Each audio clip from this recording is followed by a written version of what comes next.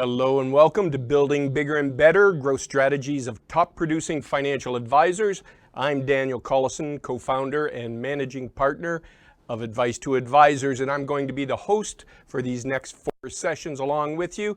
And really the agenda is very simple. We want to know what it takes to become a top producer, what it takes to get into that 20% of elite financial advisors that produce about 80% of all industry revenue. So I've been looking at this for the last 30 plus years, really wondering what it takes to get to the top. We've talked to thousands of financial advisors, many of them top producers, and what we found was that they had 3 similarities in kind. First of all, they've got a confident mindset. Secondly, they've all got confident business structures, so they really understand what it takes to have supporting them within the business. And finally, they're confident in their growth. They know where they're going, they know what they've got to do, and they get everything lined up to ensure that that growth is going to be there. So let's get going with the confident mindset. We've got 4 elements to deal with within the confident mindset, and we're going to start off with confident growth. Now, confident growth in itself, and if we listen to Carol Dweck, who really is the predominant scholar on mindset, says a growth mindset is about believing people can develop their abilities. It's that simple. But in reality, when we actually break it down and look at the science and the psychology of that, what we see is that the top financial advisors really are students of the business. And when we look at growth mindset, we understand that they know self-efficacy. What Carol Dweck says, they know that they can grow, they know that they can learn, but even beyond that, they know how to do it. They know which strategies work best for them, and they utilize it in all they do to learn about what it is to grow their businesses and, in fact, to grow themselves. They never look at failure as failure in itself. They always regroup after a failure, and they look at it, they dissect it, and they try and reconstruct so that they can figure out what didn't go well, what could go better, and then they take opportunity out of that. Many of you might be familiar with Daniel Goleman's concept of emotional intelligence, where we look at self-awareness. So top producers are all very self-aware, but they're also aware of others, and importantly, very importantly, they're aware of how others respond to them, which allows them to communicate appropriately with their prospective clients and clients. These people are curious. They're always asking questions. And what's really important here is they're asking great questions. So they ask questions about themselves, about their businesses, but they also ask those great questions to their prospects and to their clients, and they do it continuously. Rather than telling, they tend to ask more questions. They're always looking for challenges. Getting to a plateau and staying there is not in their vocabulary. It's not what they're looking to do. They don't see a peak. They never really truly summit because they're always growing. And here's the interesting thing. They do what they love to do, but they didn't start from loving it necessarily. In fact, most advisors that I've spoken to over the years, fell into business, much like I did. I came out of university, I had a degree in history, a degree in political science, nothing whatsoever to do with financial services. I didn't know a bond from a stock, a mutual fund from a segregated fund. I fell into the business because really with those degrees, I didn't have a lot of options. But as I got into the business and started to learn it, I really started to like what I was learning. I always knew this industry would allow me to make a great living. But what I really found very quickly on was that I could have a great life as well. I could learn to love the business, and I was able to do that very quickly. And that's what we found with great advisors. They seldom take years to really develop into the business from a mindset. They get into it, maybe they don't know it that well like myself, but they learn to love it quickly, and that love just keeps growing and growing deeper. And people can see that emanates from them, and it's an attractor as well. These people are tenacious, and we're going to talk about grit, but they don't give up, and they certainly never give up on their long-term goals. They're always working for it, and as mentioned, whenever failure does occur, they get back on the horse and get riding again. Finally, they inspire. and they can be inspiring. So they know how to project what inspires them. They have hope for themselves, and they know how to give others hope, especially those clients, especially when they're talking about goals, how to ensure their clients really have hope that they can succeed at their goals and succeed because of you, the financial advisor. So this is the growth mindset that all top producing financial advisors share. Then we look to motivation, and certainly motivation has been bandied about a lot, and you talk about motivational speakers, motivational books, and basically that's almost the sugar of the industry. You can get pumped up quickly, you can get pumped up high, but it tends not to last long. What we've seen with financial advisors, they really understand the motivation. They understand the difference between intrinsic motivation, so they understand their needs, they understand their wants, their goals, their values. They bring those together, and they use those to motivate themselves versus those extrinsic motivators. You know, extrinsic motivators could be coming from the firm they're with. Certainly it comes from, as I got into the business, you know, wanting to make good money. But what they really have drive them is that intrinsic, those values, those goals that they're looking to achieve.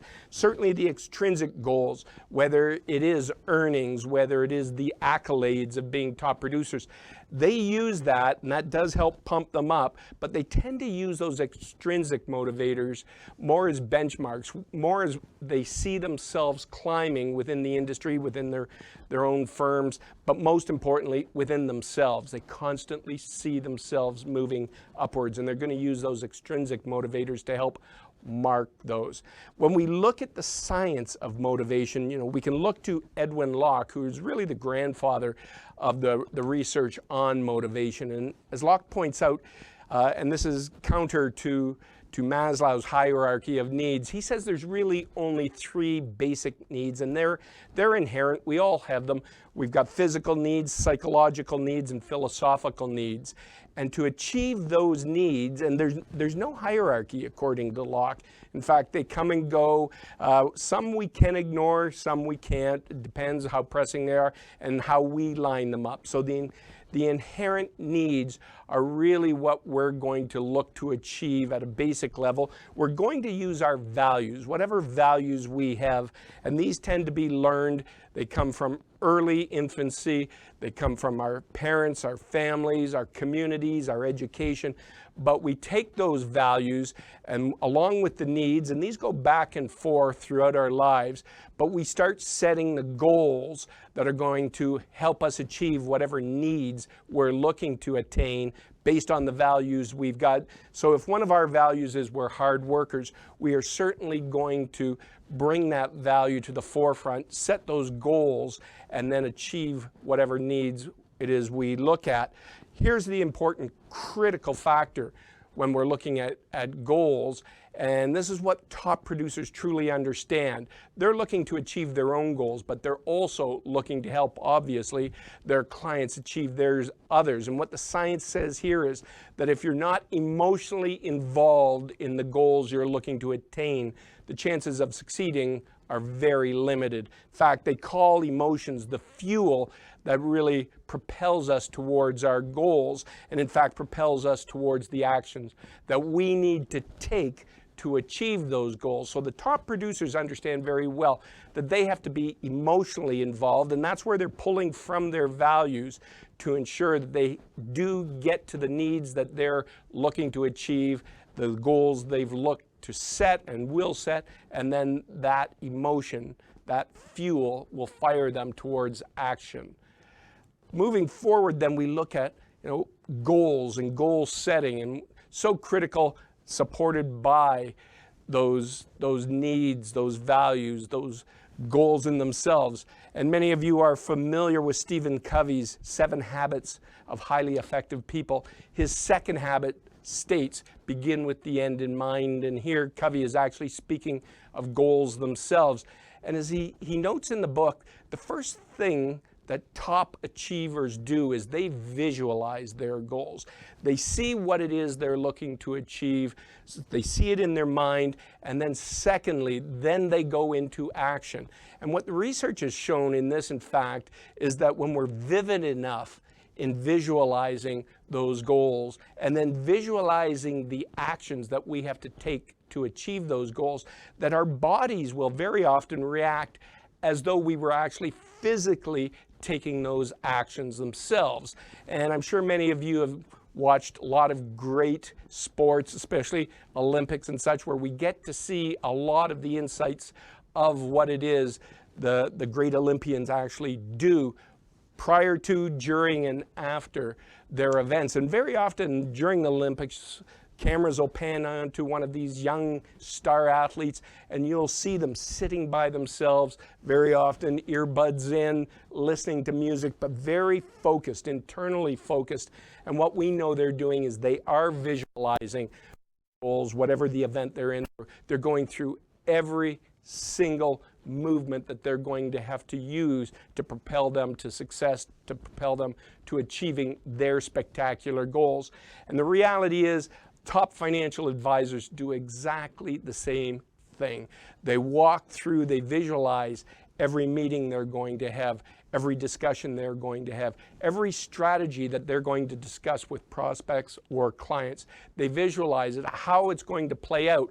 You know, they do it in some instances with others, with role playing, and role playing has shown itself to be one of the great methods of practicing. So whether it's themselves visualizing, whether they're role playing with others, they practice what they're going to do in their mind before they go into action, and therefore the action, when they finally actually take it, is not a first-time event for them. It's something that they've run through multiple times and they're already good at it, and that's why they succeed so very often in achieving their goals. So when we look at these top producers, they've got a lot of goals, but what they recognize and that they've become very good at is they set a lot of small goals that will be broken down to ultimately achieve their big, audacious goals. So looking at your own business, you know, what's your client acquisition process? What goals have you got for client acquisition? What about business revenue? What are you earning now? Where do you want to be in 12 months from now, 36, by the end of your career? What's your business model? Do you actually have a model? Are you a sole proprietor? Are you in a corporate structure? We're going to talk about the personal CFO model that so many top producers actually use in this industry. How about your ideal client? Are you actually working with the people that you like to work with, you enjoy working with, the cohort that actually will help you draw your business up to the top itself? What goals have you set to get there? And what's your marketing message? Do you have one? Is it on target? Does it support every other aspect of your business? And is it the type of message that you can put out there and your cohort, your ideal client, will actually understand it, and they'll know that that message is actually going out to them itself? How about the prospecting activities? Because when we look at the difference between marketing and prospecting, it's pretty significant, and it needs to be understood. And this really is what top advisors do understand. Marketing is how we put ourselves out to our ideal client, to our audience. We want to let them know what it is we do, who we do it, how we do it, and why we do it. That's marketing. If you really think of old style marketing, it's the old billboard. It could be a television ad. But marketing is getting your unique value proposition, your message to your ideal client out there. And then prospecting itself is where the rubber hits the road. It's where you're actually meeting with that potential ideal client with the intent of setting an appointment to show them what it is that you could actually do for them. So what goals do you have in place to ensure that your message is out to the right people and that in fact you are meeting the right amount of the right people, the ideal clients that you need to achieve your bigger and better goals? Having goals for your products and your strategies, you know, if in fact I do rein in my marketing to focus on that ideal client and all of my prospecting activities go to that, that also means that I have the propensity to have the right products and strategies available. I don't need all investment or insurance or debt products that are out there on the markets. I don't need every financial strategy that's available to every type of consumer. I just need those products and strategy offerings that actually are going to be used by my ideal clients. And then we look at the servicing plan. This is the baseline elements of servicing that we're going to offer to all clients. What goals have we set to ensure that every client is getting a service that will take care of them all, but importantly, will be better than our competition? And that's baseline, because as we get beyond that and get into our segmentation plan, then we're going to look at, based on revenue or whatever other methodology we want to use to segment our clients, we're actually providing them with not just service for dollars, but going beyond that so that they are ecstatic clients, they're truly engaged clients, they're clients that will never want to leave us, but in fact would also like to refer us and introduce us to other people who are just like them, who are in fact our ideal clients. And this is what top producing financial advisors understand. The more they focus on a specific cohort, that ideal client, the more they can refine all of their offerings, which also means they can refine the goals they're setting so that those goals ultimately lead to what it is they're looking to achieve. And finally, but not finite, is the succession plan and the business legacy. What is it that we're building? What do we want to see our businesses grow to? What is it that we want to pass on to the next generation of financial advisor or advisors who will be taking over our businesses? What is it that we want to leave behind that says, we did a great job, here's how we did it, here to you, next generation advisor, is a business that's up and running and it's growing and it has every opportunity to continue to grow. What goals have you put in place to ensure that that actually happens? So looking at our final element of the confident mindset, we turn to grit. And some of you might be aware of Angela Duckworth out of the University of Pennsylvania. A few years back, she wrote the book Grit, which is a fabulous book. And really, it's an amalgamation of a lot of research that has gone on over the decades and in fact over the centuries. I mean, humans have been studying elite humans since time immemorial. Socrates, Plato, all looked at what it takes to be that top producer in all great achievement strata. So Angela Duckworth started to look at this as she was working towards her master's and her PhD. As she became a professor, she got heavily into it and has become the preeminent scholar in what we now call grit, which is the power and passion of long-term goals, looking at the perseverance that drives individuals to getting those long-term goals. So if we look at what Duckworth says is in fact grit and how to achieve it, and certainly this is one of the core elements that all top producers share, and I'm certain when you look at this, you'll go, that's it, it truly is. But what Duckworth says is that you've got to have talent, obviously, in this business. You can't be floundering because you've got no talent whatsoever. You've got to be able to communicate. You have to be able to communicate with the type of people that you want to turn into clients. You've got to be able to understand your business and communicate that effectively. You've got to do many, many things that really underlie talent, but you've got to take that talent, you've got to put a lot of effort into it to turn it into a true skill. And once you've created that skill, you've got to put a lot more effort into that skill to turn it into great achievement so that you move from the standard level financial advisor into a top producing financial advisor. So as Duckworth says, effort counts twice. These are the individuals that will put more work into what they need to do to advance their goals to ensure that they remain top producers, top achievers. And this, and I would suggest one thing here with Duckworth, if you've got children, you want to consider buying her book because everything we're looking at is learnable, and she shows very readily how learnable, how teachable this is. So as she points to grit, she says, first of all, you have to have an interest. So for us, Financial services, whatever level, whatever aspect of financial services that you are dealing with, you obviously have to have an interest in it. Certainly, I had some interest in it when I got into the business, but I knew very little about the industry. As I said, I just didn't know enough. The one thing I did know is I could make a good living. That got me interested, but as I got deeper and deeper into the business, I grew a bigger interest, and as I refined what I was looking at and who I was dealing with, my interest continued to grow, and it's never stopped, to the point that I love dealing with and working with and coaching these high-producing advisors or those individuals who are looking to go there.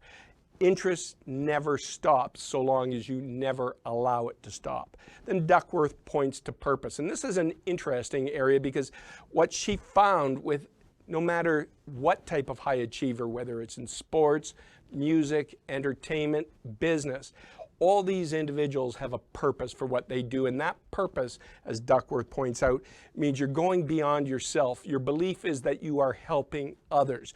It certainly is you're helping your clients and prospective clients, but you're also helping your firm, you're helping your family, you're helping yourself achieve. And this is what researcher Amy Wrzesniewski states is, once you've got this purpose, she would call it a calling.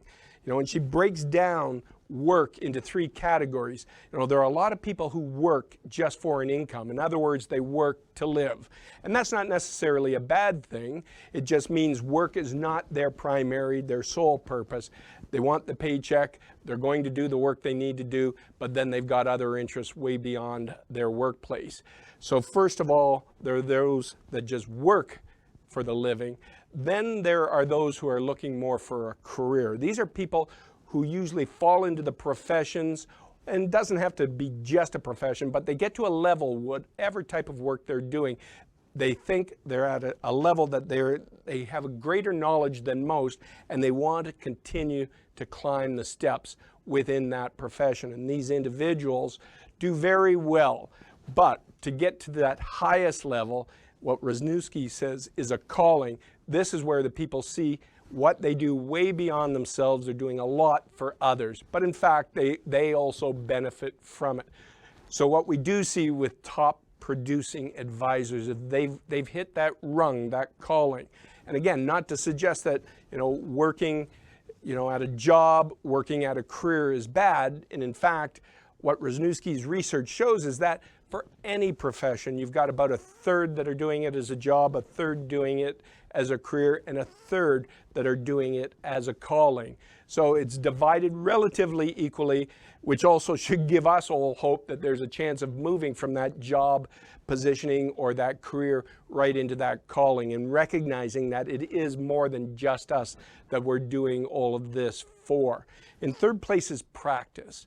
Duckworth points out that people of great achievement work really hard at what they do. And I know you've all heard, don't work harder, work smarter. And that goes all in with practice. It's doing what's come to be known very well as deliberate practice. Anders Ericsson made that term very famous with his 10,000 hours of deliberate practice. And in his initial research, he showed that world-class stars in any profession put in about 10,000 hours of deliberate practice, which would be about 5 solid years of 40-hour weeks of deliberate practice focused on always getting better in their specific category of expertise.